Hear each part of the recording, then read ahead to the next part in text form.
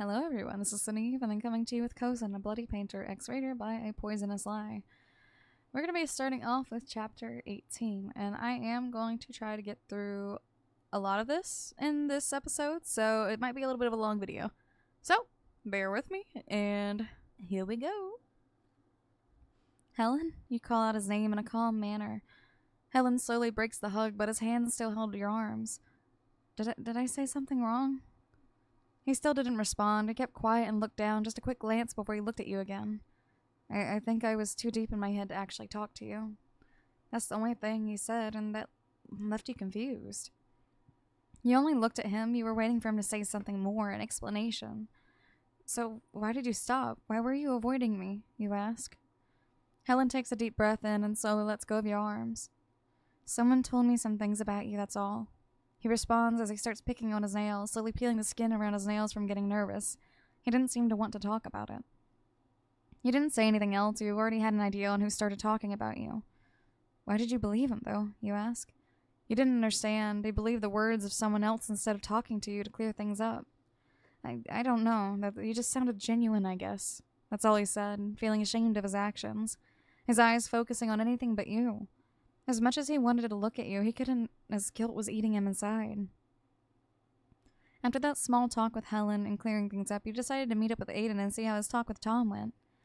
You waited at the usual spots, feeling the slow breeze gently touching your face in the warm afternoon right at when school was over.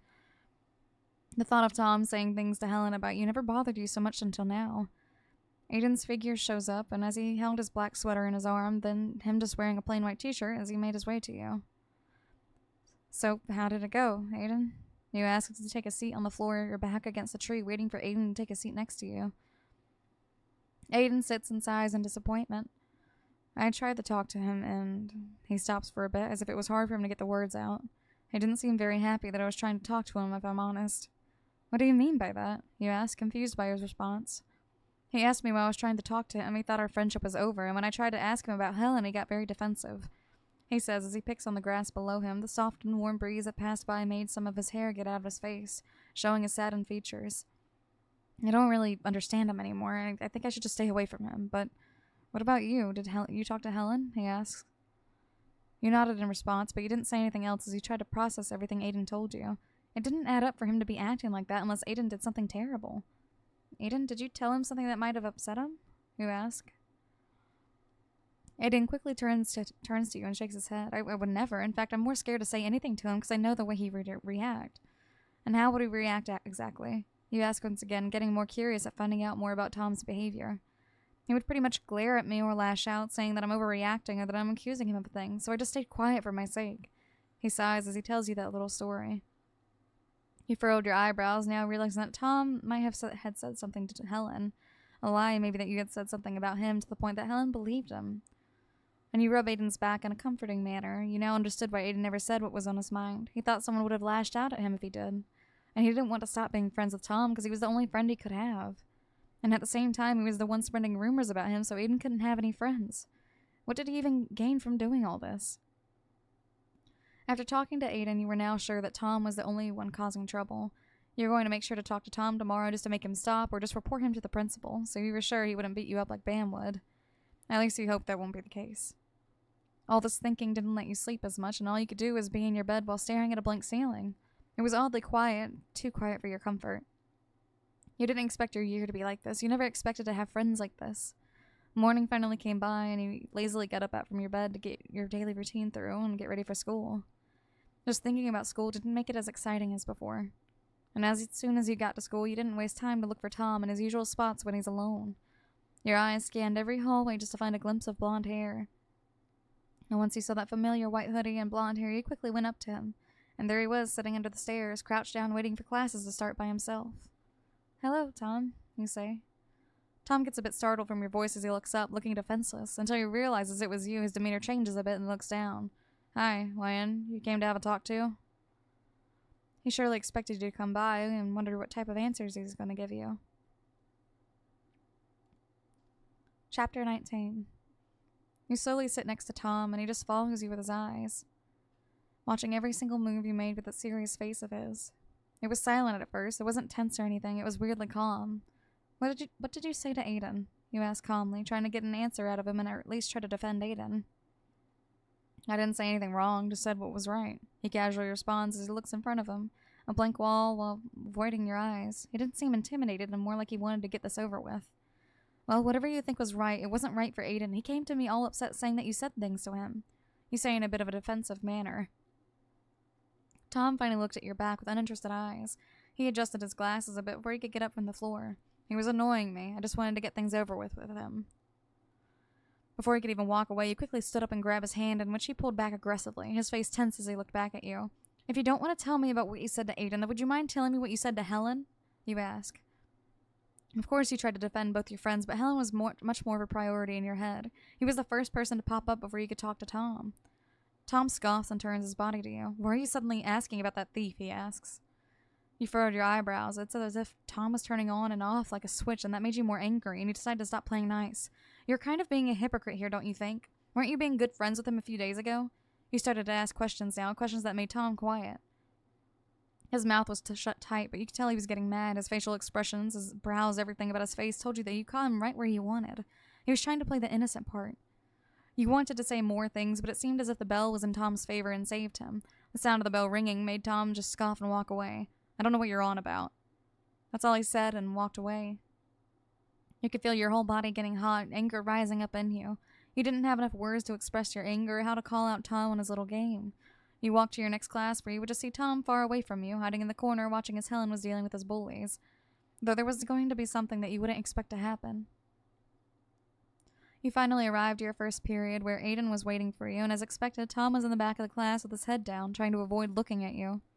That wouldn't stop you. Your eyes were completely focused on Tom, and which made Aiden worry.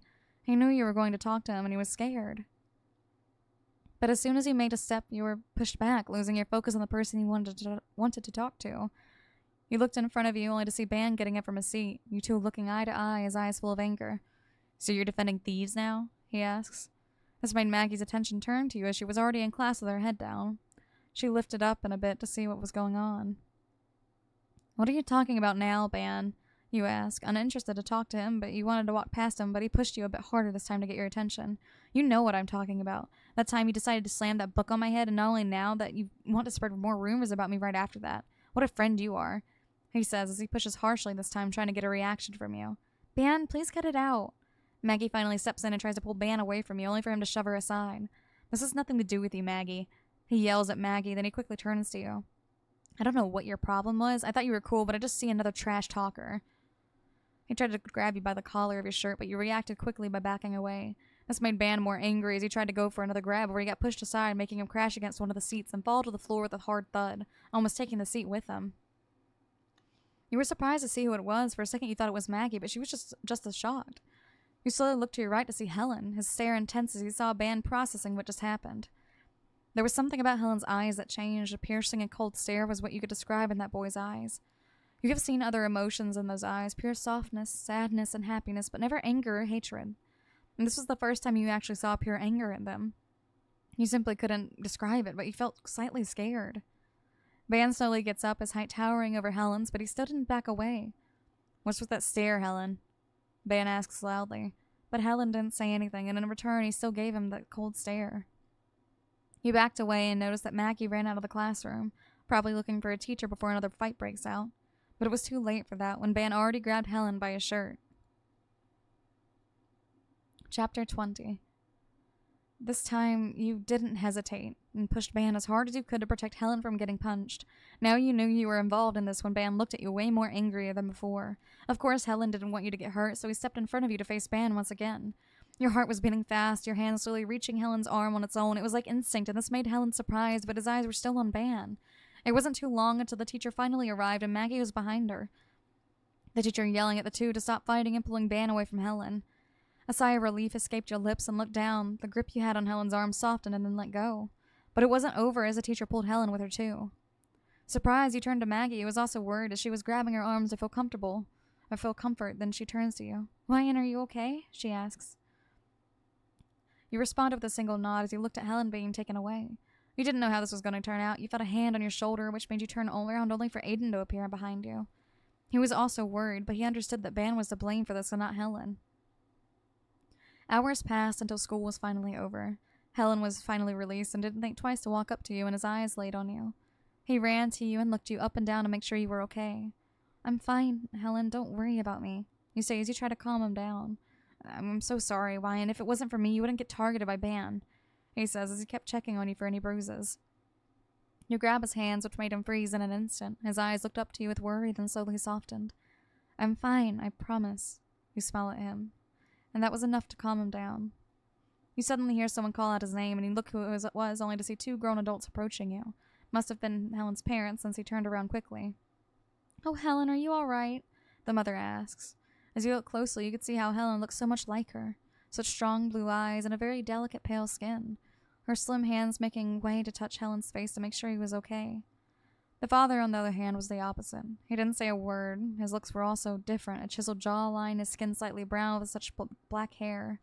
His black eyes showing tiredness. You would be lying if you said he didn't look scary. Helen's mom looks at you quickly, her face turning into confusion. Helen, who is this? She asks. This made Helen back away, but his hand in his back as he was trying to grab yours, which surprised you. This is Wyan, a friend, he quickly responds. The mother was taken aback, and her face suddenly showed surprise. She stayed quiet for a while, then looked at her husband. The husband didn't look back as he was staring at you intently. It felt like his dark eyes were staring into your soul. They looked exactly like Helen's eyes when he was angry, and maybe that's where he got it from. The father didn't say anything and just turned around. Let's go home, Helen, he says with a raspy voice. Helen's face was serious during this tense and awkward situation. Helen, come on now, listen to your dad, the mom says as she tucks her strand of her long black hair behind her ear as she starts to walk away. Helen hesitated to let go of your hand, and he slowly turns to you. Are you sure you're going to be okay? He asks softly, now holding both of your hands. His eyes showing pure worry and not wanting to be separated from you. Let me know if you need anything. You slowly nod, getting a bit weirded out from this type of concern that he never showed until now. Like I said, I'm going to be fine. You should get some rest, you say, in response just to calm him down a bit. Once again, Helen's mom calls out his name to go with them, and Helen slowly lets go of your hand and starts walking away, but without making sure that you were still there, throwing glances here and there to still showing worry, which made you feel slightly uncomfortable. You didn't understand why you were so worried. You were supposed to be the one worried for him. Now all you have to do is walk home after a long day, not expecting to be in some fight. As you took a step, you heard another voice, but this time it was calling out to you. You looked to your left to see Aiden running towards you. You quickly stopped and waited for him until he was finally in front of you, another person worried for your well-being. He grabbed you by your shoulders, another look of worry and tears on his face. Are you all right? I'm so sorry for not doing anything. He yells out as tears stream down his face, his grip on your shoulders getting tighter. He really was squeezing you as he was looking at you. You quickly grabbed his hands and tried to pull away. Aiden, I'm fine, don't worry about me, you say in response and a bit loud. You were hating this type of attention, feeling like you were helpless in that situation with Ban. You hated it, but Aiden quickly lets go of you as you realized you were trying to pull away. I'm sorry, he says as he looks down. I'm really sorry I couldn't do anything for you. He's apologizing way too much. Chapter 21. He kept apologizing repeatedly to the point that you had to shush him and tell him that everything was okay. He had no part in this, yet he felt like he was at fault. I just don't get it. Why did Ban target you? He asked as he finally calmed down and walked with you home. You just shook your head, tired of all the thinking and all this drama that just happened at your school. You never expected it to be this way, and at this point you thought moving back to your old school was even a bad idea.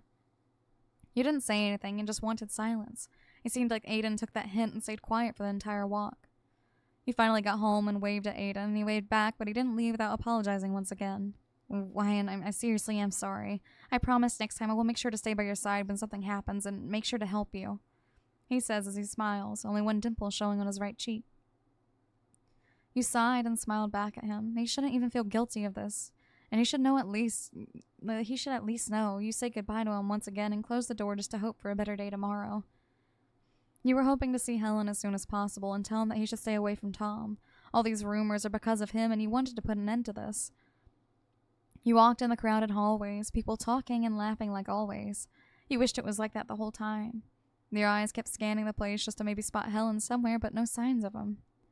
You sighed in disappointment as you sat down on the floor against the wall. You still waited patiently. You were hoping that he would appear before the bell rang, or maybe you could see him in class. The bell rang and you made your way to your class, and nothing. No signs of Helen, but Tom and Aiden was there. Though Tom was at the back of the class in the corner, his head down on the table, and he was either asleep or pretending to be, but you wanted to shake him to scare him a bit, just so you could talk to him eye to eye. If only it wasn't for the teacher already telling everyone to sit down as class was about to start. You didn't pay much attention to the class as your eyes darted to Tom's direction. He didn't lift his head up not a bit. He shifted a little, but still kept his head down. You were sure he felt your presence, and that's what you wanted. You wanted him to feel your presence, your eyes piercing his back to let him know that he can't escape out of this. You lifted your hand up to call your teacher's attention, letting her know that you wanted to talk to her after class, loud enough for Tom to hear. Still, Tom didn't budge, which bothered you a bit.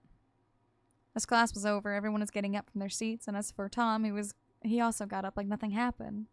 He casually grabbed his backpack and looked forward without looking at you. Not a single glance, he just walked away like you never existed. Everyone finally left the classroom, and it was just you and your teacher. So, Wyan, what did you want to talk about? She asks. Miss Anderson, you say calmly, your chest slowly feeling a bit of pressure. I wanted to talk to you about one of my classmates. He's been spreading around false rumors about my friend, and I want to know if it was possible if you could talk to him or call his parents, you say. Miss Anderson adjusted her glasses a bit, and her eyes were just staring at you. And who is this classmate spreading these rumors? She asks. It's Tom. You couldn't finish your sentence when your teacher quickly cuts you off. I'm sorry to hear that, Wyan, she says as she gets up and walks around the desk to walk closer to you. She puts her hand around your shoulders as she walks you towards the door. But I will make sure to talk to him after school, but for now I need you to go to your next class, as I need to attend my other students. Everything will be taken care of, so don't worry. She gives you a small smile as she closes the door, but waiting for her students to arrive. You just looked at the door blankly. You frowned as you were hoping she would actually do something. Out of all the teachers, she seemed the nicest one out of all of them, and you were really hoping she was going to put an end to this. You were finally in art class, and you saw Helen make an appearance. Your heart almost leaped out of your chest, but at the same time you were shocked to see Helen's face scratches and with a few patches on his cheek. You quickly get up and check on him. Helen, what happened? You ask as you scanned his face. Helen's blue eyes met yours. He looked tired. You stopped asking questions and backed away a bit. You were sure he didn't want to explain anything and just wanted to take a seat. You sat back down, but your eyes kept looking at Helen, who was just ready to start class and get ready to draw. This gave you a small idea. Since he liked to draw so much, maybe you could draw a few bad doodles for him to cheer him up. You knew you weren't good at drawing, but it didn't hurt to try and draw a few cats. You started to draw them on a small piece of paper, and as soon as you finished it, you passed it down to Helen. He looked a bit surprised, but it takes a few quick looks at the paper, and a smile finally appears on his face. He tries not to laugh as his eyes squint a little. Well, what is this? He asks, trying to figure out what you just tried to draw as he points at one of the little drawings. What do you mean by that? It's a cat, of course, you respond. Helen snorts a little and covers his mouth. It looks like a stomped hot dog. He laughs a little bit more at the weird description he made. You gasp in a dramatic way, trying to be hurt at that. How dare you? It's supposed to be a cat. You say, trying to defend your art, trying to hold back your laugh. If this is how you draw a cat, I don't want to imagine how you would draw a dog, he says as he laughs more. You two start laughing and giggling quietly as you threw small balls of papers as he kept insulting your ugly drawings. At least it was one way to distract him. But deep down, you couldn't stand to see him like this. You really wanted for Helen to have a happy life in school. And you were going to make sure that Helen would have a happy year in the school. That is the end of those many chapters. The chapter after that one is chapter 22. I think what I'm going to do is I'm going to try to do 4 chapters per video. So that way we can have a little bit longer videos for these. And you guys can have more to listen to. But until next time, I will see you guys in the next video. Bye-bye.